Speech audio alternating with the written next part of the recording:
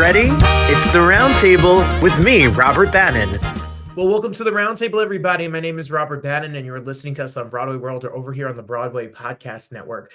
And I'm excited. You know, everyone, it's iconic. Like the second you'll hear "da-na, da," every time you go in an ocean, somebody's gonna say "da-na, na, na, na, na, na, na." And I remember being terrified as a kid of Jaws. But you know, when we talk about the amazing cast of Jaws, and of course, you can't talk about Jaws without talking about Robert Shaw. He was a celebrated actor in many ways, more than just the movie Jaws, and a man that had tons of work on stage and screen for many, many years. And we have a brand new book that's coming out that we need to talk all about it. Robert Shaw, an actor's life on the set of Jaws and Beyond, comes out May 27th. It's going to be available wherever books are sold. So you're going to make sure you pre-order a copy or grab a copy and send it to yourself or someone who loves movies and acting and journeys of autobiographies, biographies, people that are writing about people you love and care about. And who better to write about Robert Shaw than his nephew, Christopher Shaw Myers. And Christopher Shaw Myers just so happens to be here. Chris, welcome to the Roundtable. What an introduction. Thank you, Robert. Thank you for being here, and congratulations. Well, thank you. Yes, exactly. It's my first book, and I've always aspired to write something. I never realized how hard it is to do, but it's been a labor of love. But boy, I have even more respect for writers, especially the ones that can crank them out. I don't know how people do it. I'm amazed at people who are able to write books, and you did it. You have a book and it's coming out and people can order it and grab it. So kudos to you. Congratulations. No, thank you. Thank you. Yes. When did you decide that there was a story here about your uncle that hasn't been told that you took this undertaking on? So, yeah, it's a good question. First of all, I come from a family of academics. Right. Okay. My mother was a professor of English, and my uncle Robert was an actor, right, and a writer. And the other members of their family, there were 5 children. They were all academics of one kind or another. So I came from that kind of a background. And Robert and my mother were brother and sister. He was the oldest of 5 children, and she was 2 years younger, the third child. And they were best friends in life. And one of the things that they did that sort of defined their lives was, and this is way back when they were 7 and 5 years old and living in Orkney off the northern coast of Scotland. They started going to the library together once a week and getting the same books out and reading them together. And my mother was like, well, Robert, why would we do this? And he said, Joey, my mother's name is Joanna Shaw, but he called her Joey. I want someone that I can talk to about the books. So, reading was a huge part of their lives.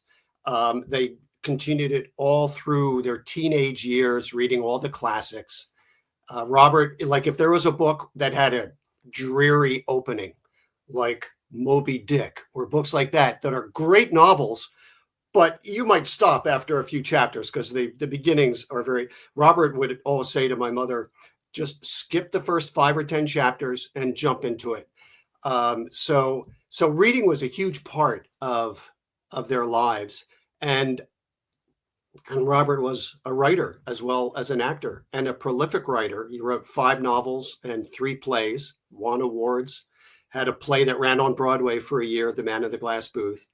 Writing was something I always aspired to. It's kind of I would say, and I remember Robert saying this to me at one point, vague memory as a kid, but that writing is different from any other of the arts, because you're not just putting a painting on a canvas or, a song. You're creating a character from scratch with all of the complications that people have. And here's the odd thing about people. Right? A person, you can think you know that person, and then somebody else enters the room and they go from confident to not confident, or bully to the person being bullied, or, this or that, love, whatever. And then a third person enters the room and it changes all over again. Now you've got group dynamics, and so writing is something that's it's very interesting, something I always aspire to, but it's really hard. So I never did it. Yeah. Until now. How long have you been working on the book? Well, I'll tell you, it's been a journey, right? This started 10 years ago, and it didn't start with Robert Shaw. When I was growing up, Robert was not the Quint guy, right? He wasn't even really that famous. He was just, an actor who had done some stuff, a writer, had written a book or two, and he was not that person that he's known as today. He was just my uncle. He was my crazy uncle because he was laugh out loud funny. When he started talking, you just got sucked in, kind of like you see Richard Dreyfuss in Jaws when he does the Indianapolis speech, and you see Richard Dreyfuss just like, are you kidding me? And it was like that anytime he started talking, at a party or in a living room or in a hotel room. Something about the cadence of his voice, the passion, the intelligence. And frankly, my mother was like that too. And all of the people in that family were like it. They got it from their parents. But it didn't start out. I didn't start out writing about Robert. He was just my crazy uncle.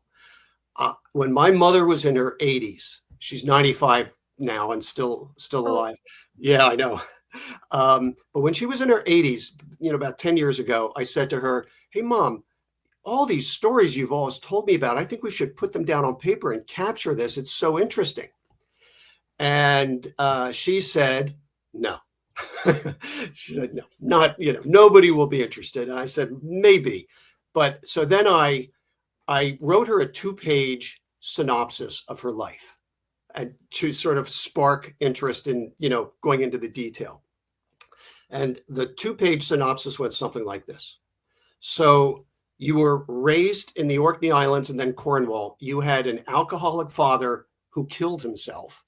So, right. So that's a, traumatic start to a life. You were plunged into poverty. You became paupers when your father was lowered into a pauper's grave. And by the way, World War II had just begun, and Germany was about to drop 20 million pounds or tons or whatever of explosives all around you. But you survived that. You went to Cambridge University, one of the very few women to attend Cambridge back in that era, late 40s, early 50s. You then went to South Africa to fight apartheid, spent 2 years doing that, met with Nelson Mandela, gave him your views on what they needed to do. Didn't work. Nelson Mandela was thrown into prison shortly after that, but eventually they did overcome apartheid. But she was a crusader for women's rights, minority rights. She raised 7 children in the United States, taught for 30 years, And when her youngest children were around, she would have her students babysit them while she was delivering a lecture. And then after 30 years of teaching, she discovered that the college was paying the men more than the women, a lot more. And so she sued them for, gender pay discrimination, went through a grueling 4-year lawsuit and won her case. So I said, and oh, by the way, Mom, in addition to all of that, your brother is a pretty famous, actor, writer, and you were on the set of Jaws for a week and you saw what happened behind the scenes. Wouldn't that make a great story? And she agreed. And so I started to spend, I must have spent hundreds of hours with her, by the way, which is a treat all by itself for a grown son to spend that kind of, quality time with his mother, talking about her life and seeing the world through her eyes. And none of us think of our parents that way. When we're born, our parents are already pretty much into middle age, the stresses of, all the stresses of career and family and stuff. And I saw her life from a sort of a child's and then a teenager's and then the young adult's perspective. But along the way, I learned so much about Robert Shaw, and, nobody knew him any, better than my mother, his other siblings perhaps, but he was really, really close to my mother. They were, as close as any brother and sister could be. And as it progressed, I realized actually this could be of interest to other people. And so it's a book about Robert Shaw and about his family, including my mother. But the Shaws were an extraordinary family. And so it's no accident that Robert Shaw is an extraordinary actor and writer in person. That's It's a long answer to a short no, question. I love it. I love it so much. It's iconic photo and iconic time, a movie, Yeah, and all of that. that is iconic. Your mom, who, hi mom, is a great resource for you to get information, obviously, about your uncle and her brother, because she was there for it all. But I'm Yeah. assuming there you had to do some pretty solid research to get a lot of the facts and things done. So how did you find, besides your family and that Yeah. firsthand account, how did you Yeah. get some of the specifics and to shape this into the story that this book is telling? Yeah. Well, I'll start by saying that I would say this is not your typical biography. And just to let you in on a secret, I'm not a fan of biographies in general. Okay. And here I am, I've written one. But, so many biographies are like, so-and-so was born here, and this was their fifth grade teacher. And, these were their, friends or whatever. And this is not that type of a biography. As an example, I'll give you the opening line of the first chapter. Mrs. Okay. Shaw, did you murder your husband? So that's not the typical beginning to a biography. But when my grandmother's husband, my grandfather, killed himself, they had to go through an investigation, and she got in front of a judge, and that was the first question. So this is a biography that focuses more on family stories and tries to bring out who the people are rather than all of the minutia of what happened to them in life. But yes, after my mother started to open up, she went into one of her the closet in her house, pulled out a couple of boxes, and then was like, oh my God, you've got all these scrapbooks, all these letters. There was tapes there were tapes of my grandmother talking about Robert's first acting experience back in Orkney when it was 8 years old. My grandmother, was a very tough woman. She was critical of everything. So the way she put it, I've taken what she said, but I've put it into sort of, my view, which is not, Robert was an awful actor and I can't believe he did this, and actors are, it's rubbish. But she did describe what he went through and why he became hooked on acting. And there were just so many different things like that. He was a great friend of Thornton Wilder, the Pulitzer Prize winning author. And there was, information in there about the two of them and some of the interactions they had. And then I spoke to some length with Carl Gottlieb, who was the screenwriter for Jaws, and a really interesting, brilliant man. And he shared some stories behind the scenes stories of what happened on the set of Jaws.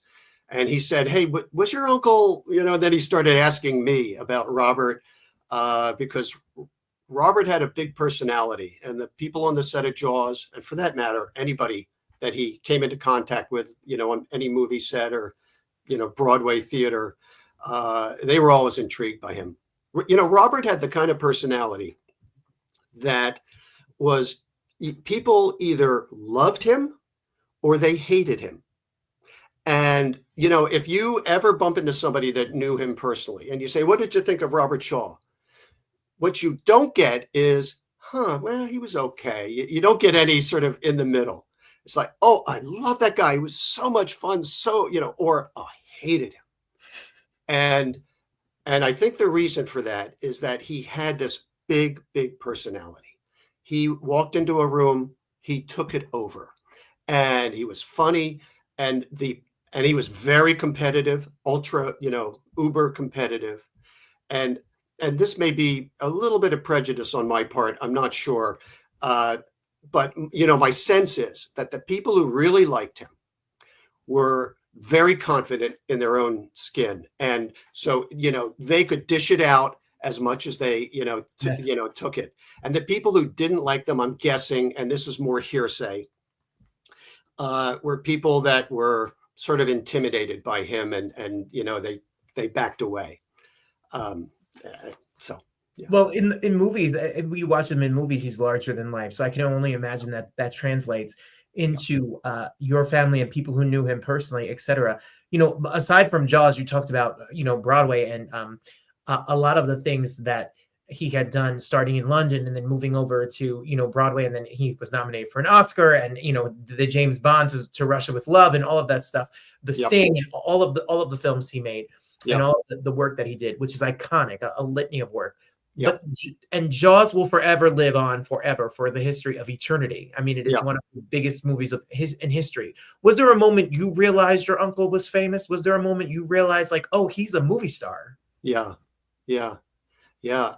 Well, again, I think I would think that I guess I thought every family must have a Robert Shaw in their family, because I did, right? So no big deal. Just that actor. Even when Jaws came out, I still thought that way because it was sort of in my DNA, because I'd grown up with he's just my uncle, my crazy uncle, my fascinating crazy uncle. I'll tell you a story, actually, and this goes back maybe 20 or more years, and Jaws had been out for 25 years by that point. Robert, by the way, he died shortly after Jaws came out, right? So, my personal memories of him were almost all as a kid.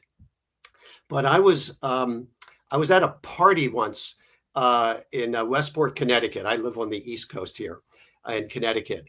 And it was a friend of mine was showing a Mike Tyson fight, right? So there was a bunch of guys there, pretty much, because he was putting this fight on the projecting it on the back of his barn. And after the fight, I was introduced to a guy who was an announcer at ESPN, Mike Greenberg. And he's one of these sports anchors and hosts. And I'd seen him on TV, so I knew I was in front of a bit of a celebrity. And my friend introduced me to Mike Greenberg. He didn't say, "Hey, this is Chris Myers." He said, "Hey, Mike, this is Robert Shaw's nephew." And Mike Greenberg, and if you've ever seen him, or if you look at him, you'll see he's a very outgoing. You give him a topic to talk about, and he'll start talking about it. He's just very, very quick on his feet. And without missing a beat, he launched into half a dozen Robert Shaw imitations. He did Quint in Jaws, right? Like, a lot of people can do that. I can't. I'm not one of those guys. You're an actor, but I'm not. Yeah. And then he went right from that into Doyle Lonnegan, the Chicago gangster, and the Sting. And right from there into Red Grant, the Russian assassin in From Russia with Love. And he went bang, bang, bang, bang, each time changing his accent quickly. And I didn't think anything of it at the time. But looking back on it, I went, "Oh, okay. This TV personality, pretty popular, knows Robert, and doesn't just know him from Jaws, knows him, from, quite a bit." And so that's one thing. But the other thing, I would say the moment that I learned that he was special in a very different way, I'll tell you what that is in a second. But it was while I was listening to my mother talk about him, and while I started doing research, and I just started thinking of him not from a personal perspective, but from a professional perspective. And one of the things that really struck me as I sort of dug into it, and this is all public information, right? But it just never hit me that way. I mentioned earlier that he was a writer, and he wrote 5 novels. He wrote 3 plays, and that in and of itself, I don't think there's many people that do that. And he won awards, for his novels. One of his plays ran on Broadway for a year. You mentioned he was nominated for an Academy Award for Henry VIII in Man for All Seasons, but he was nominated for a Tony Award when The Man in the Glass Booth ran on Broadway for a year. And so now he was nominated for a Tony Award, and plenty of people have won or been nominated for an Oscar and a Tony, but it's always been acting or writing. He was nominated on the one hand for acting, and on the other hand for writing.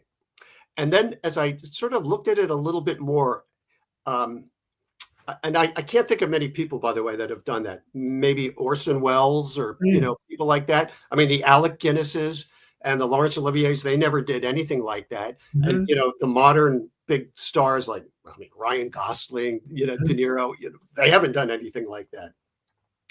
So, but then I looked at the actors who have played a role written by Robert, right? Where he, created it with pen and paper, because that's how you did it in those days. They didn't, no word processors. Um, and it's a who's list of actors. It's Alec Guinness played a role that he created. James Mason, Trevor Howard, Richard Basehart, Leonard Nimoy of Star Trek fame, Jack Warden, and Robert Redford. It's a long list, and I remember reading once that Warren Beatty, and I always thought of Warren Beatty as just an actor, good-looking actor, made Bonnie and Clyde and some other big movies.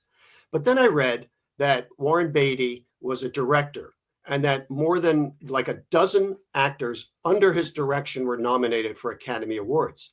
And my view of Warren Beatty sort of, expanded. It's like, wow, that is crossing genres. And that's what Robert did as well, as a writer and an actor. And so he'll always be remembered as Quint. But personally, he was much more than that. But professionally, he was much more than that too. Absolutely. And where we're talking, everybody, the book, An Actor's Life on the Set of Jaws and Beyond, Robert Shaw, by his nephew, Christopher Shaw Myers, is get it where books are sold and all of that. So we can support you and support the story of your uncle and your family by ordering a copy of the book. Oh, thank you. Jaws was a very lauded subject that documentaries have been made about it, stories have been written about it. Everyone has talked about what that set was like. Was it going to work? Was it not going to work? How they got along on the set. All of the things are quite movie Hollywood folklore for now. Did you learn anything new while you were researching this, or anything that you never heard before? Do people ask you about the set of Jaws when they find out about your uncle and what it all was like on often? I have a lot of friends and, colleagues or ex-colleagues, with people in my sphere that have, when they've learned about that I'm coming out with this book, their reaction was, really? You're related to Robert Shaw? I never really, talked about him. So no, I never really got questions like that. And I wasn't on the set, but my mother was, and she went into great detail. So I do sort of feel like I was on the set. I'll tell you, I mean, Jaws now is such sort of lore, right? It's passed into lore, that there's so many stories that are well known. And, I've heard about them just by reading about them. But I'll share a couple of things that I learned that I bet people don't know. And one of them was, one of the scenes that my mother watched in person was Robert's death scene.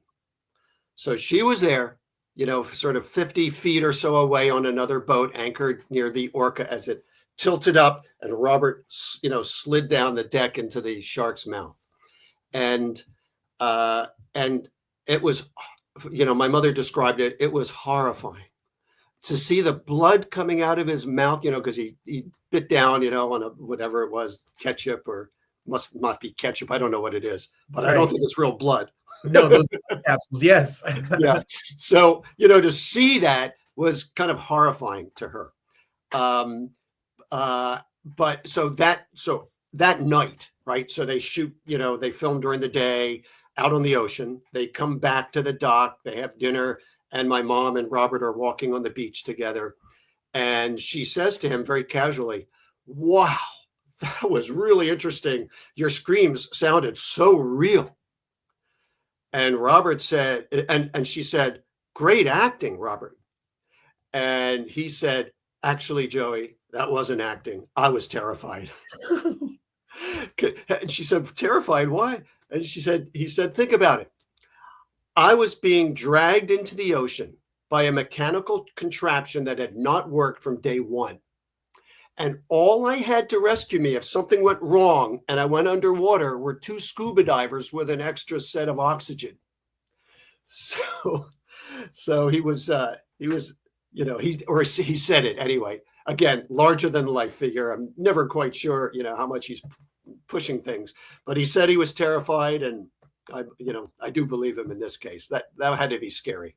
I do too. Well, these stories and all of these stories are the stories that you're going to get when you get the book. What is the best way for us to get the book? How can we get the book? Should we just go? Is it an Amazon thing? Should we go to a website? Should we find you? What are we supposed to do, Chris? It's available for pre-order on all of the main book sites: Amazon, Barnes and Noble, Target, Walmart, wherever Goodreads, wherever you buy books. There's a pre-order, but it doesn't ship until May 27th. So it's a pre-order at this point. Or I'm sorry, this is coming out that week. So yes, this week. Even if it's the day before or 2 days before, or it's May 27th itself, you can get it shipped to your house. You'll be in your Amazon, or you wake up and it's magically on your doorstep and you can get to read it. It's the perfect look when you go to the beach this summer and you're gonna sit out there. This is the perfect read for all the movie fans and people who want to hear a great story about family and the rise of somebody and the lore of a Hollywood legend, for sure. An actor's life on the set of Jaws and Beyond. Robert Shaw is out. You can order it. You can get a copy and send it to somebody who loves movies and Jaws, etc. ... Theater, anything, family lore, all of it. This is for you. I had so much fun listening to you. Your stories are good. I can't wait to read the book. Oh, thank you. Thank you. It's been a pleasure. Thank you. And we're ready for now. You got to get your mom to let you write the next one and tell the whole story. That's right. There'll be a sequel. Like any good movie. It's like Jaws. There may be more than one sequel. There may be a couple. Exactly. Thank you for being here. Congratulations. Thank you, Robert. I appreciate it. It was a pleasure.